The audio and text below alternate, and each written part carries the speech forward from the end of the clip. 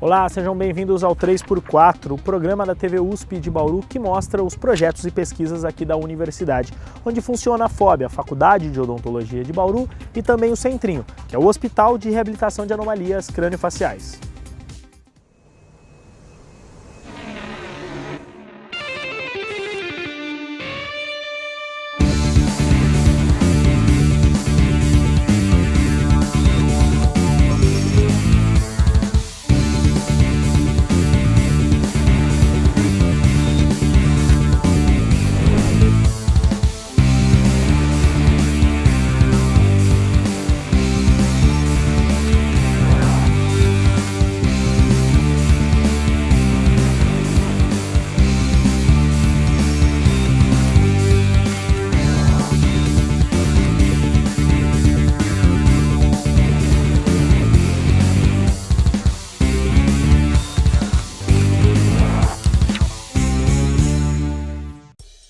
No programa de hoje você confere uma pesquisa que criou um teste para diagnosticar se bebês têm a língua presa. O projeto inspirou uma lei nacional e hoje todos os hospitais e maternidades do Brasil são obrigados a realizar o teste da linguinha quando um bebê nasce no local.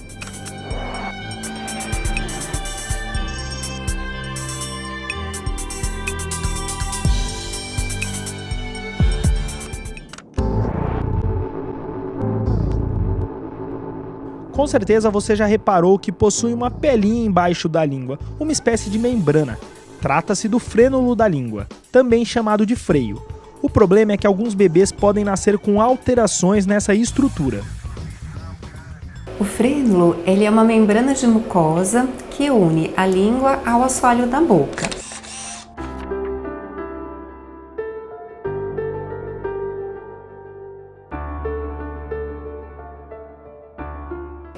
Ele é normal quando a fixação acontece no assoalho da boca numa região chamada carúnculas sublinguais e na região mais ou menos do terço médio da língua, essa fixação na língua. A alteração acontece principalmente quando essa fixação ela vem à frente desse terço médio, principalmente no ápice, na ponta da língua, e tem um comprimento curto. Isso faz com que os movimentos da língua sejam limitados, né? Então, se nós olharmos uma alteração do frênulo da língua, aqui nós vamos verificar o frênulo, ele já não está na região das carúnculas, ele está bem mais à frente, na região próxima aos dentes e mais próximo à ponta da língua. E ele tem um comprimento curto também. Então, essa é uma língua que vai ter os seus movimentos limitados, comprometidos para mastigar, engolir, falar e, no caso dos bebês, para sugar também. Apesar de muita gente associar a chamada língua presa apenas a problemas na fala, a fonoaudióloga Giedre explica que quando o bebê nasce com alteração e ela não é corrigida, os prejuízos começam já na amamentação. Porque para que o bebê consiga extrair o leite da mama durante a amamentação, é preciso criar um vácuo. E esse vácuo é dado principalmente pela ação da língua, juntamente com os músculos que movimentam a mandíbula também.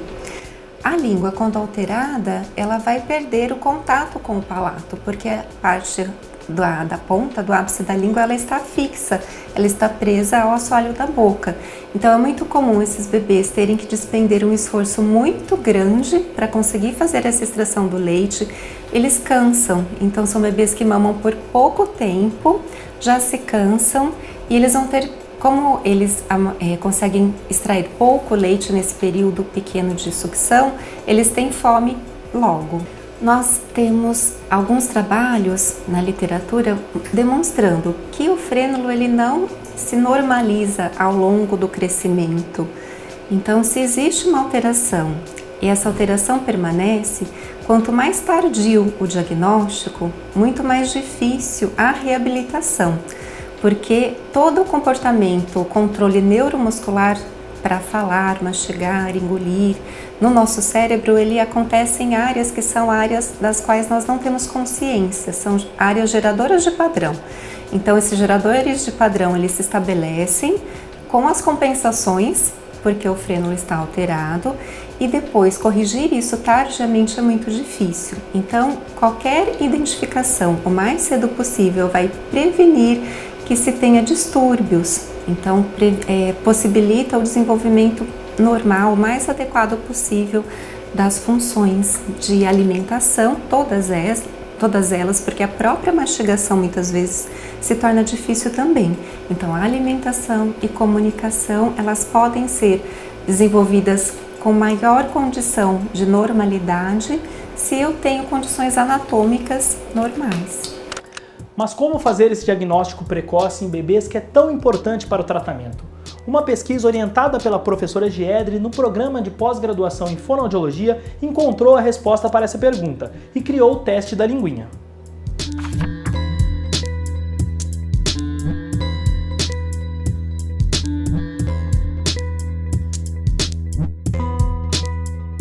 O estudo foi realizado por Roberta no mestrado e depois a técnica foi validada no doutorado da pesquisadora.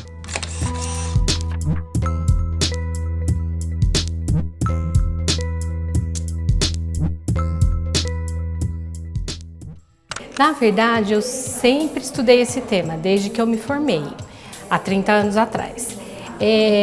Mas não era uma coisa muito consistente. Eu sempre fui clínica e quando eu recebia pacientes no consultório, normalmente com alterações de fala, com queixa de alterações de fala, quando a gente examinava a cavidade oral, a gente via que essa estrutura estava limitando o movimento da língua. Então veio a pergunta, será que então é importante o diagnóstico precoce dessa alteração?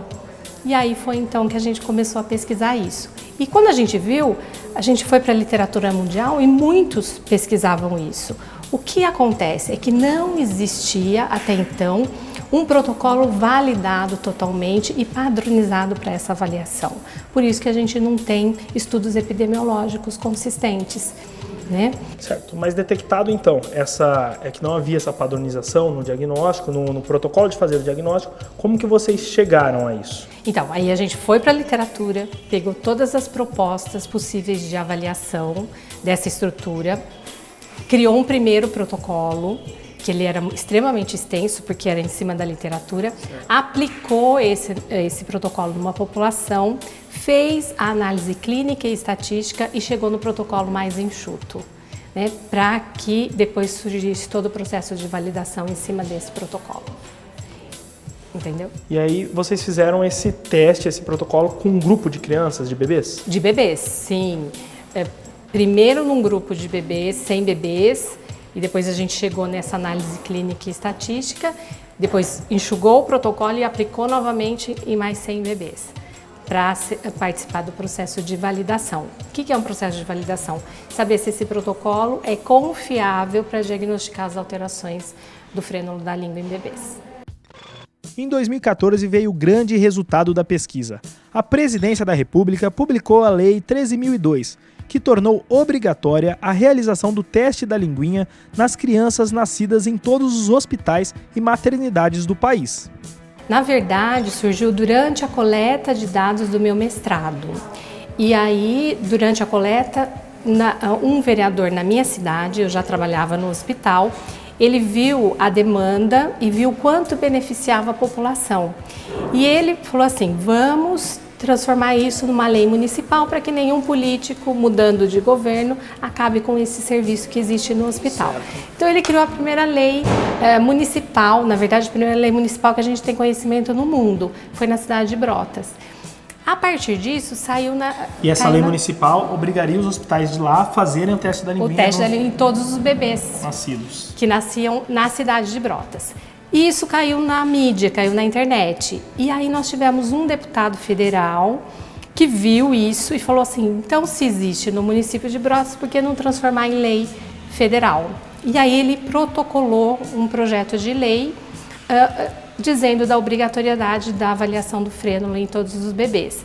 Então, passou por 5 comissões no Congresso, 3 na Câmara e 2 no Senado, onde a gente foi dando subsídios científicos, porque na verdade o protocolo ele ainda estava em construção. Certo. Né? E a gente foi dando subsídios científicos. Mostrando que funcionava. Mostrando que funcionava para que ele realmente virasse lei. E aí foi em 2 anos, 1 ano e meio, foi sancionado pela presidente. Não era o nosso objetivo a princípio, né? Foi um desdobramento que aconteceu frente à repercussão desse diagnóstico precoce, porque era algo que não se fazia, né? Não era feito, até porque não existiam parâmetros.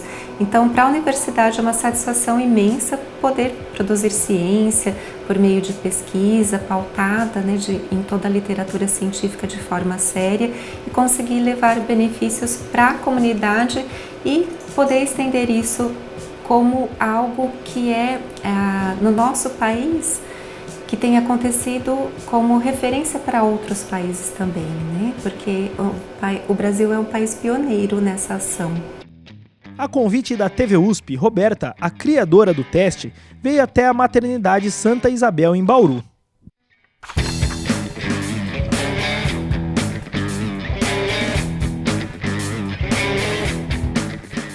Bom, a gente está aqui com a pequena Alice, que nasceu pouco mais de 24 horas e ela já está passando pelo teste da linguinha.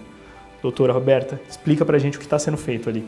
Então, na verdade, primeiro a fonoaudióloga observou a postura de lábios, se estavam abertos, entreabertos ou fechados. Agora ela está elevando a língua do bebê.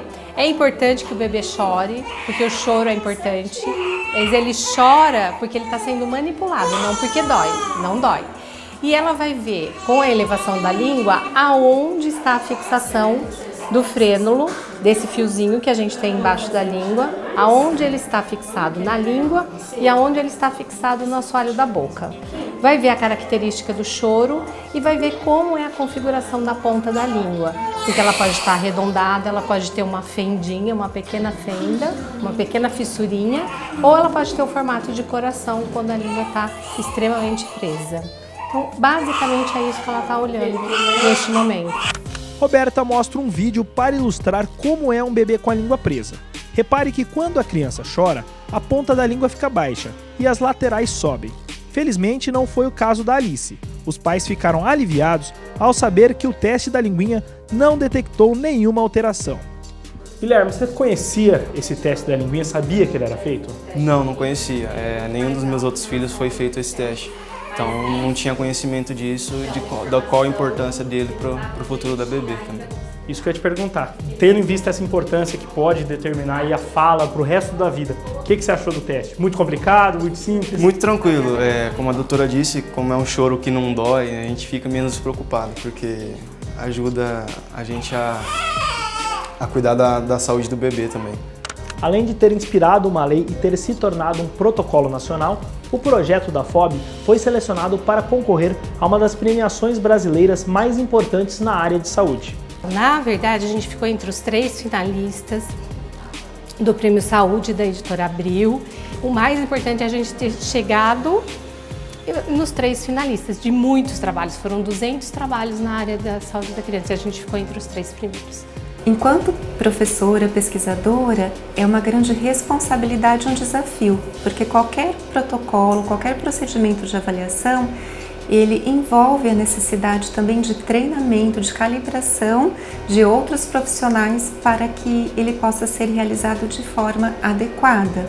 Então, no momento, eu vejo esse projeto também como um grande desafio de poder levar essa formação em avaliação do frênulo da língua em bebês para todo o Brasil, para todo o território nacional. Esse é o desafio atual da nossa universidade.